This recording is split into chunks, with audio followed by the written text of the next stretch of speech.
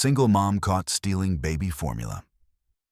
What the security guard did next shocked everyone. Marcus Chen had been working security at SaveMart for 11 years.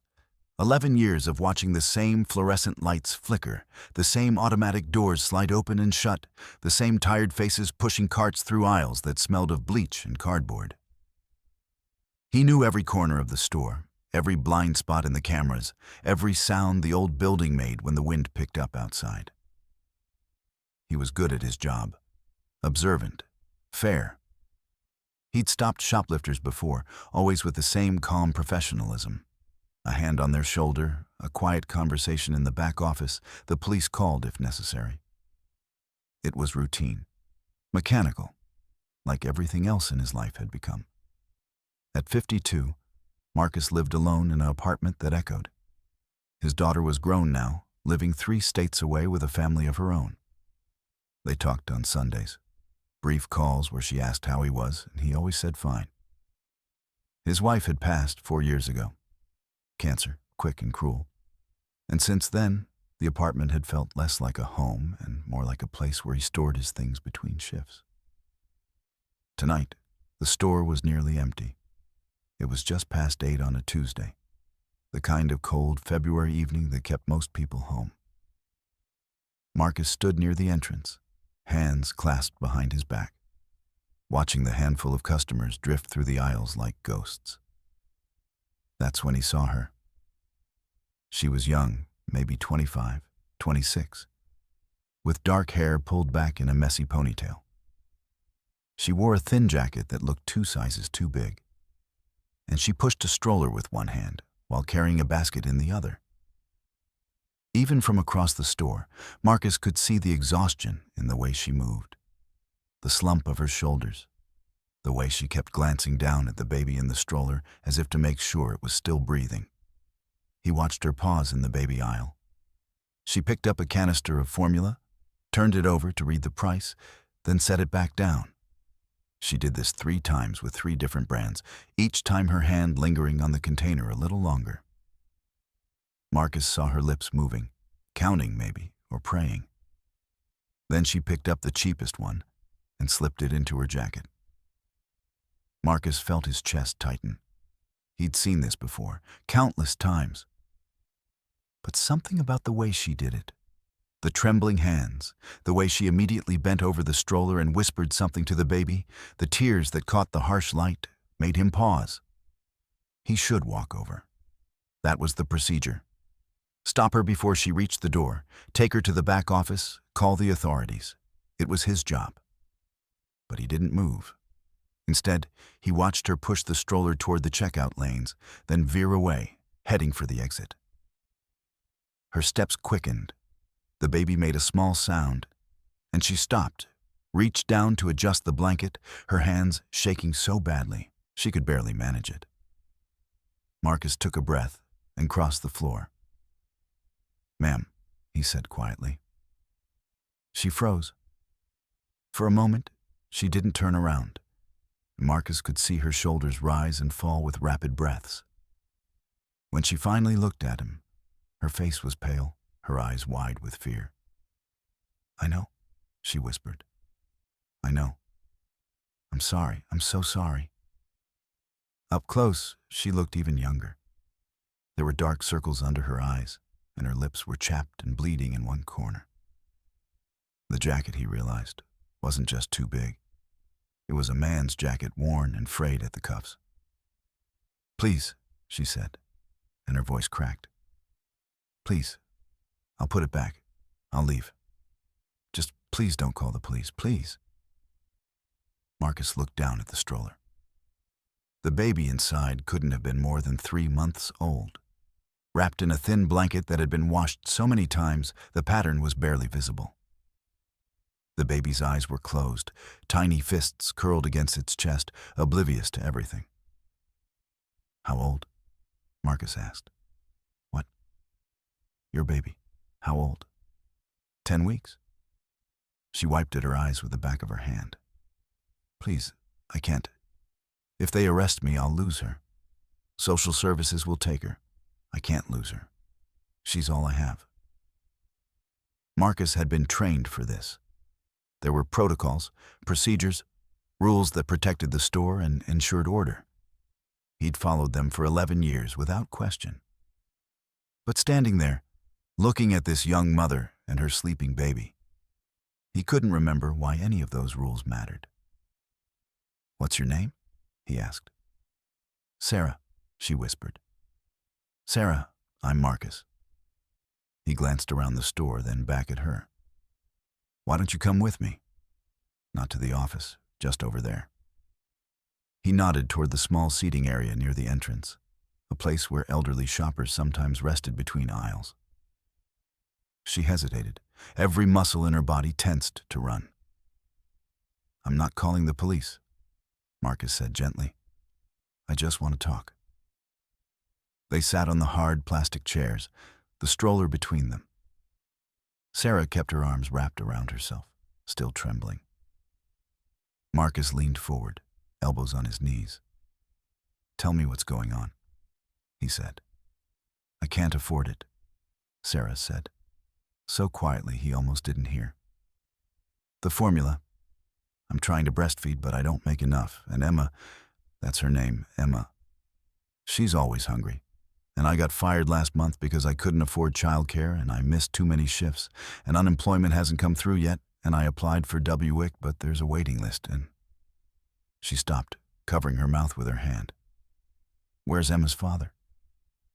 "Gone." The word was hollow. "He left when I was 6 months pregnant. Said he wasn't ready to be a dad. I haven't heard from him since." Marcus nodded slowly. He thought of his own daughter, of holding her for the first time in the hospital, of every night he and his wife had taken turns walking her when she cried. He thought of all the things that could go wrong, all the ways a life could fall apart, and how sometimes the only thing separating people from disaster was pure, dumb luck. "How much do you have?" he asked. Sarah blinked. "What?" "Money, right now." "How much do you have?" $12, maybe 13. Marcus reached into his pocket and pulled out his wallet. He took out 3 $20 bills and held them out to her. "No," Sarah said immediately, leaning back. "No, I can't. I wasn't trying to con you or..." "I know." Marcus kept his hand extended. "Take it.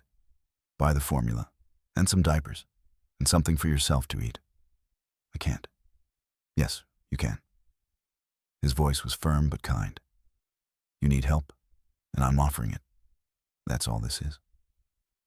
Sarah stared at the money, then at him, her eyes filling with fresh tears. Slowly, hesitantly, she reached out and took it. Her fingers brushed his palm, and he could feel how cold they were.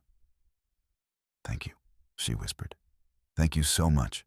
I'll pay you back, I promise, as soon as I..." "You don't owe me anything."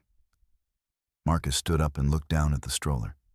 Emma had started to stir, making small sounds. "Take care of your baby. That's all that matters." He walked away before Sarah could say anything else, returning to his post by the entrance. He watched her sit there for a long moment, holding the bills in her shaking hands, staring at them as if they might disappear.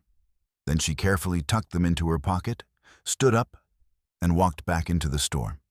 15 minutes later, she came through the checkout lane with a cart containing formula, diapers, a loaf of bread, peanut butter, and a gallon of milk. She paid with his money and some of her own.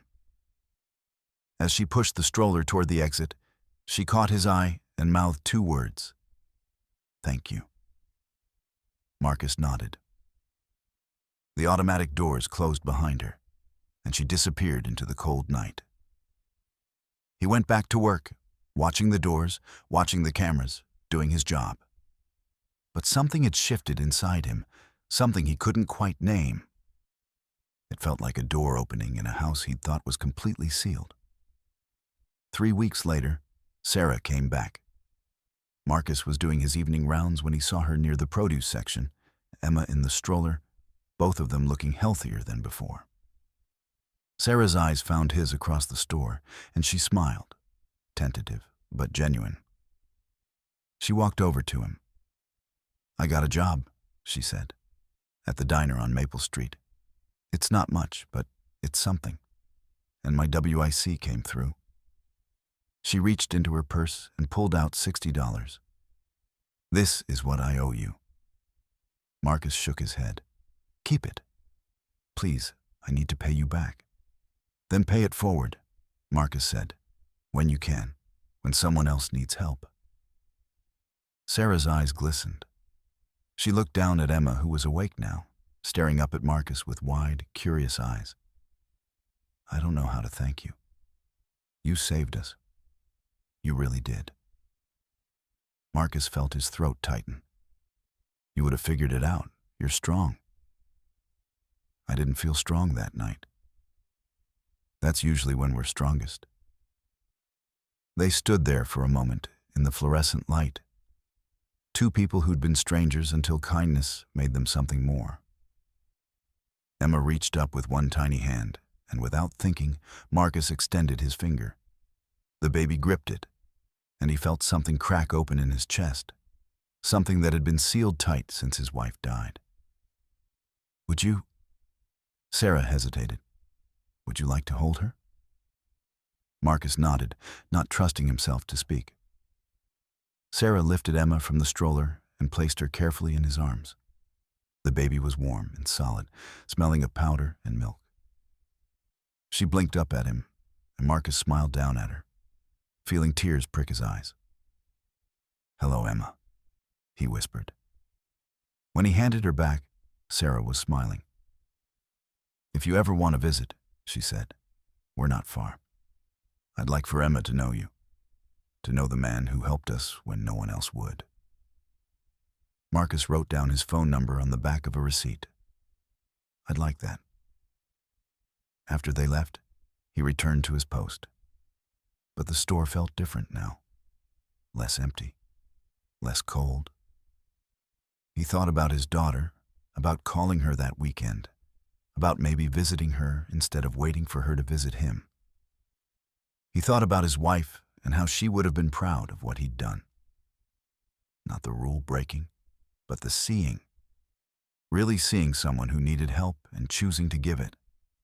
6 months later, Marcus sat in a booth at the diner on Maple Street. Sarah brought him coffee and a slice of apple pie. Emma secured in a carrier on her chest, bigger now, with bright eyes that followed everything. "On the house," Sarah said, setting down the plate. "You don't have to do that."